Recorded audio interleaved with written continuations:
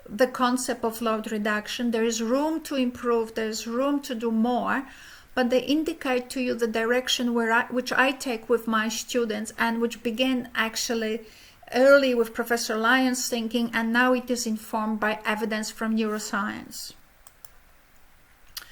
So I have listed here some implications of this study, but I don't think I have the time to read them all out. Needless to say that I believe that that a combination of do-it-yourself or home-based online activities and also reflective activities, may be led by an expert like I actually did with my doctoral students, may have a good place in teaching environments. I often feel that the mentor, whether in a PhD project or a mentor like someone that you collaborate with, maybe international person, sometimes they stay too far away from practice. So, but I think engaging them, making them work as a teacher is valuable for everyone. And also local lecturers then and teachers grow their expertise, evaluate how things work for them, and they can actually expand on that. Thank you so much. Yeah, thank you very much, Dr. Ania, for your sharing your insight with it. And collaborations and international partners can benefit from for more hands-on methods of work, and these collaborations in turn will progress innovation and foster better understanding. And once again, thank you very much, Dr. Ania. And participants, so it's now just time for the parallel session presentation. So you can log out of this room and get to a specific track for your interest, favorite topics. Okay. You are now muted.